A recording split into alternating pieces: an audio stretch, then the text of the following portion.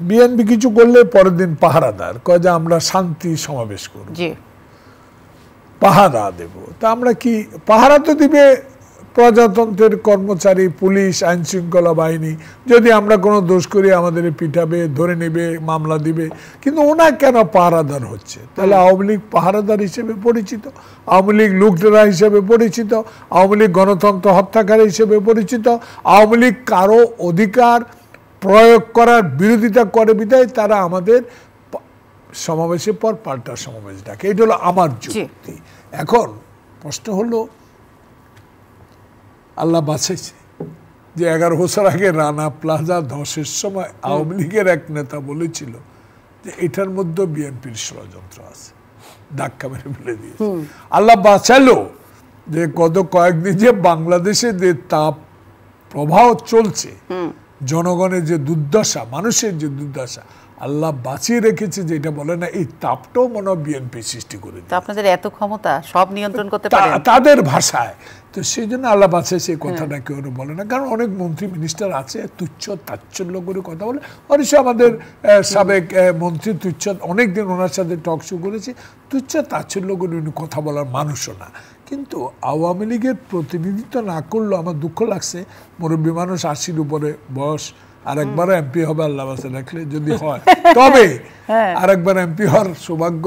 কারণ নিরপেক্ষ ভোট হলে ওনারা একজন এমপি হবে না, একজন হবে না। এই কারণে হবে না যে বাংলাদেশে নির্বাচন পদ্ধতিকে সম্পূর্ণভাবে ভণ্ডুল করে দিয়েছে আওয়ামী লীগ।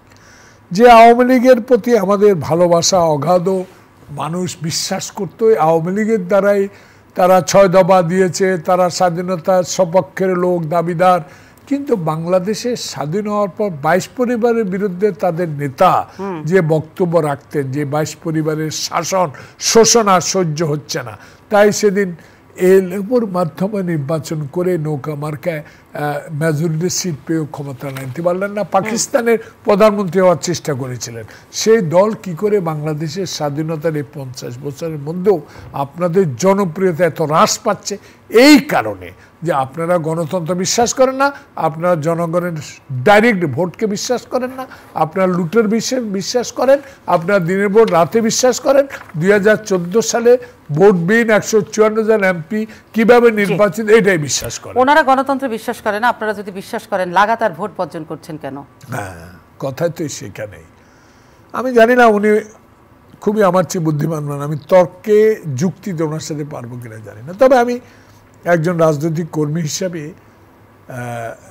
এইটুকু বলতে পারি, ভোট বর্জনটা ওনারাই আমাদেরকে বাধ্য করছে।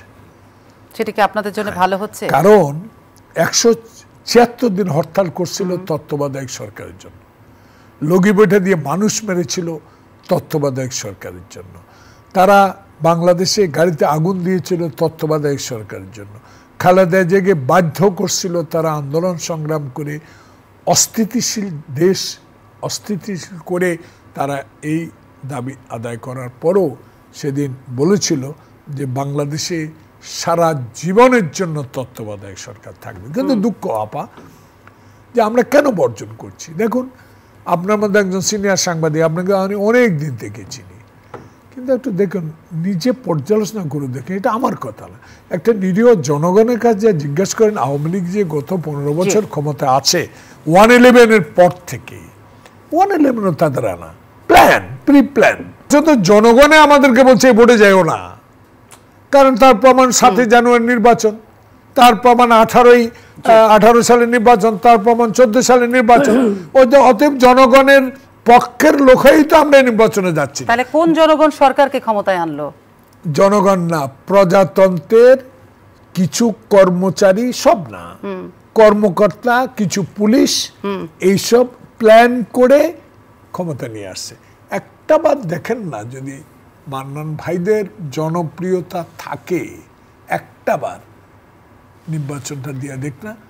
ওনারা তো একটা বলে, একটা বার আপনারাও ভোটে এসে দেখান না যে আপনাদের জনপ্রিয়তা কত। জি না, আমরা ভোটে যাই প্রশান্ত সাগরের মতো বড় দল 8টা সিট পাবো, 20টা সিট পাবো, দখল করে নিয়ে যাব, আমরা আর ওদের মুড়ি কলা খেতে রাজি না। কোন নিশ্চয়তা চান আপনারা? আমরা নিশ্চয়তা একটা, ওই যে সব যুদ্ধে সামনের দিকে এগিয়ে না, মাঝে মাঝে পিছিয়ে যায়। কতদিন পিছাবেন?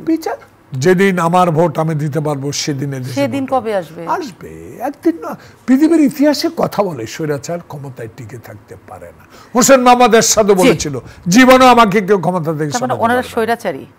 আমি স্বৈরাচার এরশাদের চেয়েও কঠিন স্বৈরাচার বর্তমান সরকার আরো স্বৈরাচার। এত কথা যে বলছেন ধরে নিয়ে যাবে না কারে আমাকে? স্বৈরাচার আর ধরবো কথা, 80টা মামলা তেমনি আছে। তাহলে আর কত? তাহলে এখন ওনার বয়স 80, আমার বয়স 74। হ্যাঁ, তো বয়স বিবেচনায় যদি সরকার আপনাকে উদারতা দেখায় তাহলে কি সেই সরকার স্বৈরাচার হয়? উদারতা সরকারের কিছু, সরকার কি আমাকে 28 তারিখের পর মামলা থেকে বাদ দিয়েছে? বাদ তো দেয় নাই। আমাকে তো মামলা দিয়েছে। মামলার ভয় করে কোনো লাভ নাই। জেল খাটতে খাটতে ওনাদের আমলে বহুবার জেল খাটছি, অতএব ভয়, সত্য কথা বলে যাবো। আমি ওনাকে